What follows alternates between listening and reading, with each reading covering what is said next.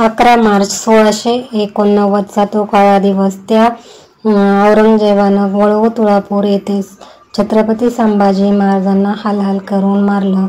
आधी त्यानं शंभूराजांचे डोळे काढले, त्यानंतर त्याने त्यांची जीभ छाटली आणि मग नंतर संपूर्ण शरीराची कातडी काढून घेतली व त्यावर मीठ चोळत राहिला. त्यानंतर त्याने राजांचा एक अवयव वेगळा करून त्याचे तुकडे करण्यास सांगितले आणि त्यांचा देह इंद्रायणी भीमेच्या काठी टाकून देण्याचं सांगितलं.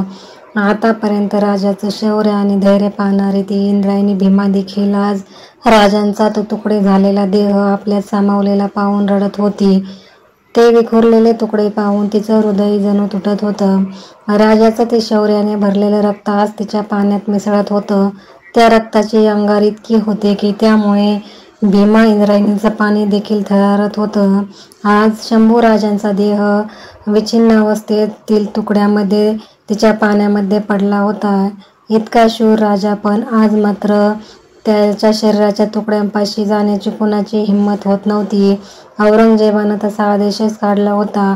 त्यानं फर्मान सोडलं होतं की कोणीही जर शंभूराजांच्या शरीराला हात लावला तर त्याचे देखील तेच हाल होतील जे राजांचे झाले. औरंगजेबानं दिलेल्या धमकीमुळे आजूबाजूच्या गावातील वाड्यावरील लोक देखील त्या इंद्रायणीच्या काठी जायला थरथरत होते. रात्रभर शरीराचे तुकडे तिथेच पाण्यात पडून होते. आपल्या शूरवीर राजाची अशी अवस्था पाहून सृष्टी देखील रडून पाहत होती. अरे, ज्या राजाने तुमच्यासाठी आपलं जीवनदान दिलं त्याच्यासाठी पुढे व्हा, असं म्हणून आवाहन करत होती. पण लोक मात्र भीतीने आपापल्या घरात लपून बसले होते. पाहता पाहता सकाळ झाली. रात्रीचा तो गुडूप अंधार जाऊन सूर्याची सोनेरी किरणं सर्वत्र पसरू लागली. त्या गावात राहणारी जनाबाई ही परटणीचं काम करत होती. ती पाटलाच्या घरी कपडे धुवायचं काम करत असे. नेहमीप्रमाणे त्या दिवशी देखील ती पाटलाच्या घरचे कपडे घेऊन नदीच्या काठी कपडे धुण्यासाठी आली. जेव्हा तिने धुणं धुवायला बसली तेव्हा तिला ते रक्ताने माखलेले तुकडे नदीकाठी पडलेले दिसले. तिला प्रथमतः कळलं नाही की ते तुकडे म्हणजे आपल्या शूरवीर राजाचे आहेत. तिला असं वाटलं की एखाद्या मेंढराचे तुकडे तिथे पडलेले आहेत, कारण तिने जवळ जाऊन पाहिलं नव्हतं. कपडे धुत असताना एक आतडं तिच्या हाती आलं. तेव्हा तिने ओरडून म्हटलं, माणसानं सारं लाजा सोडल्या, आता अशी आतडं देखील पाण्यात सोडायला लागले. तेव्हा तिथे जवळच असलेला मेंढपाळ म्हणाला, हे आतडे आपल्या छत्रपती शिवरायांच्या मुलांचे म्हणजेच छत्रपती संभाजी महाराजांचे आहेत. काल औरंगजेबानं राजांचे तुकडे करून या पाण्यात फेकून दिले. तू तिथं जाऊ नको, नाहीतर औरंगजेबाचे लोक येतील आणि तुला पकडून नेतील. त्या औरंगजेबाच्या भीतीमुळे सारे लोक आज घरात दडून बसले आहेत. तू देखील घरी निघून जा. आपल्या संभाजी महाराजांच्या शरीराचे तुकडे हे ऐकल्याबरोबर तिच्या डोळ्यातून घळाघळा पाणी वाहू लागलं. तशीच ती उठली आणि गावाकडे पळाली. ती दामाजी पाटलाच्या वाड्यात आली. आता सर्वत्र शंभूराजांच्या मृत्यूची बातमी पसरली होती. बघता बघता सर्व गावातील लोक पाटलांच्या वाड्याभोवती जमा झाले. आपल्या राजाची अशी अवस्था पाहून सगळ्यांचे चेहरे उदास झाले होते. प्रत्येक जण अश्रू गाळत होता. तेव्हा तेथील मंदिरामध्ये गोरखनाथ येऊन राहत होते. ते त्या गर्दीतून पुढे आले आणि म्हणाले, आपल्या शिवाजी महाराजांच्या लेकराचे रक्त हाडमास आपल्या गावात आलेले आहे. ते असे नदीकिनारी बाजूला पडावं आणि आपण मात्र गप्प बसलेले आहोत. या गोष्टीचं खूप दुःख वाटत आहे. गोरखनाथांचे हे बोलणे ऐकून मंदिराच्या बाहेर बसलेला गोविंद महार लांबूनच म्हणाला, तुमचं बोलणं खरं आहे. आपल्या शिवाजी राजांनी आपल्यावरती, आपल्या मुलाबाळांवरती, आपल्या मुलखावरती केलेले उपकार कमी आहेत का? आज त्यांच्या लेकराची आतडी कोथडा गाव शिवाराच्या बाहेर पडावा आणि आपण मात्र मूग गिळून गप्प बसावं, हे शोभून दिसत नाही. तेव्हा तिथे असलेले दामाजी पाटील म्हणाले, तुम्ही सर्व म्हणताय ते खरं आहे. जितकं तुम्हाला वाईट वाटत आहे त्यापेक्षा जास्त वाईट मला वाटत आहे. पण करणार काय? गावाच्या सभोवताली 4-5 लाख मोगल सैनिकांचा तळ पडलेला आहे. त्या बादशहाची ताकद खूप मोठी आहे. शंभूराजांच्या रक्तमासाला कोणी शिवू नये असं त्यानं फर्मान सोडलं. तेव्हा एकानं म्हटलं, खरं आहे, कारण पंचक्रोशीतल्या साऱ्या गावातील लोक गप्प बसले आहेत, तर मग आपणच पुढाकार का घ्यावा?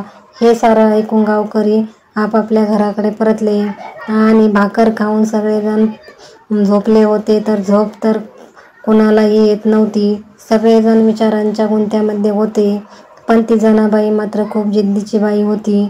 आपल्या राजासाठी आपण काहीतरी करावं हे तिच्या मनानं पक्क केलं होतं. ती सरळ पाटलिणीच्या वाड्यात गेली. तिनं बाजूच्या स्त्रियांना देखील जागं केलं. शिवाजी महाराज आणि संभाजी महाराज यांच्याविषयीच्या गोष्टी काढून ती एकमेकांना प्रोत्साहन देऊ लागल्या. राजाच्या आठवणीने सगळ्यांचे काळीज हेलावून गेले. असे बोलता बोलता बरीच रात्र झाली, पण कुणीही आपापल्या घरी जाण्यासाठी हलत नव्हतं. आपण काहीतरी केलं पाहिजे ही एकच भावना त्यांच्या मनामध्ये निर्माण झाली होती. तेव्हा त्या पाटलिनीने मंदिरातील गोरखबुवांना बोलावून घेतलं. हे पाहत असणारा तो गोविंद मार पुन्हा तिथे येऊन पोचला. आपल्या हातातील काठी खाली ठेवली आणि दूर बसून राहिला. थोड्या वेळाने जनाबाई म्हणू लागली की जर आम्ही संभाजी महाराजांचं मांस गोळा करून आणलं आणि त्याला अग्नी दिली तर बादशाह करून करून आम्हाला काय करणार, गाव जाळील इतकंच ना. आता तिच्या बोलण्यामुळे प्रत्येकाच्या अंगामध्ये आग संचारली होती. तेव्हा गोरखनाथ महाराज देखील म्हणाले की आपल्या रीतिरिवाजाप्रमाणे जर का आपल्याला आपल्या चावडीत किंवा नदी किनारी एखादं बेवारस मृत शरीर जरी आढळलं तरी आपण त्याला अग्नी दिला पाहिजे आणि त्याला मुक्ती दिली पाहिजे असं आपल्या शास्त्रामध्ये सांगितलं आहे. तेव्हा लांबूनच त्या गोविंद असा आवाज दिला आणि सांगितलं, इथं तर आपल्या शिवाजी महाराजांच्या मुलांचे तुकडे नदीकाठी पडले आहेत. आपण मात्र सगळे नामर्दासारखे बांगड्या घालून गप्प बसलो आहोत. ज्या राजानं आपल्या जनतेसाठी आपल्या जीवाची पर्वा केली नाही तिथे आपण मात्र आपल्या जीवाची पर्वा करत बसलो आहोत. हे ऐकल्यावरती सर्व स्त्रियांच्या अंगामध्ये जणू मायभावानी सळसळली. चला नदी काठी आपल्या राजाचे तुकडे गोळा करू, आपल्या राजाला अग्निसंस्कार देऊ. सर्वत्र एकच आवाज उठला. सर्वत्र काळाघोर काळोख होता. पण त्यावेळी सर्व लेकींच्या अंगी मात्र एक नवीन जोश निर्माण झाला होता. साऱ्या जणी आपल्या पदराला खोचत नदीकडे निघाल्या होत्या. तो होणारा गलका दामाजी पाटलांच्या कानावर देखील गेला. आतमध्ये झोपलेले पाटील गडबडीने बाहेर आले.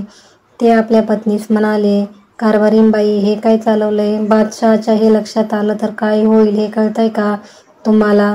तेव्हा त्या म्हणाल्या, माझ्या शिवाजी राजाच्या लेकराचं मांस घारी गिधडांनी घेण्यापरीस आपण आणलं तर काय वाईट? असा गाव असा जुलूस कशाला हवा? सांभाळा तुमचं गाव आणि तुमचं घर, निघतो आम्ही. पाटलीण रागानेच वाड्यातून बाहेर पडली.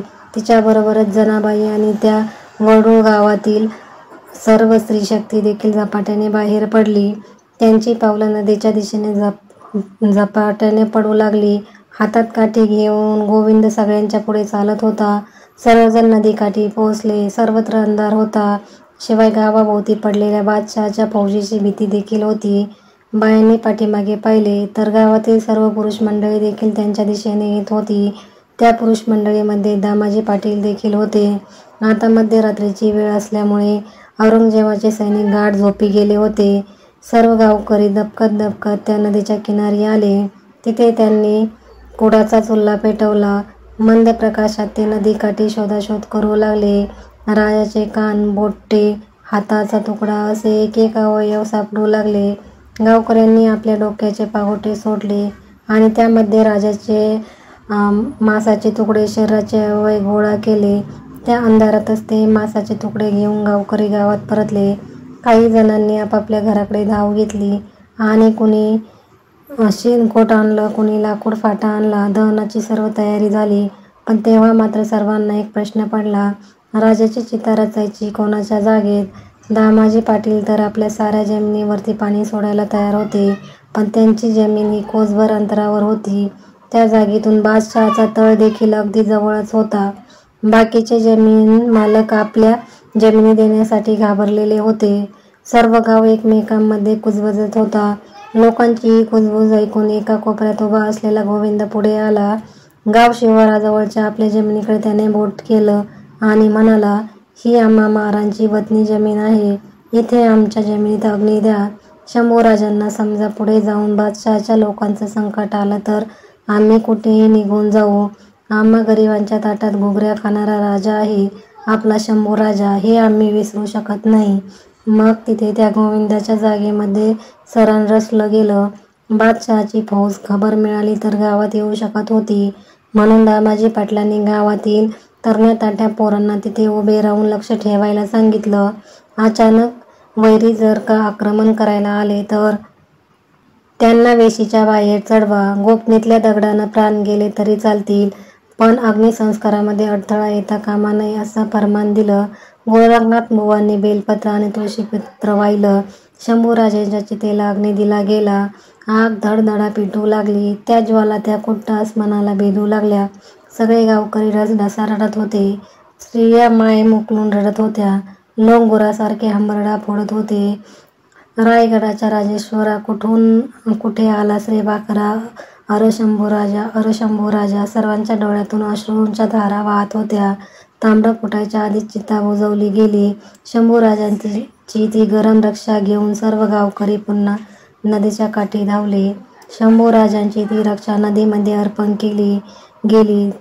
ते गोविंद महार म्हणजेच रायप्पा महार यांचा मावस भाऊ, त्या जनाबाईचे, राधाई पाटलीणीचे, त्या गावातील लोकांचे आणि ते गोविंद महार यांचे संपूर्ण महाराष्ट्र कधीच विसरू शकणार नाही. औरंगजेब फक्त मेला, मात्र आपले शंभूराजे अमर झाले. जय भवानी, जय शिवाजी, जय शंभूराजे.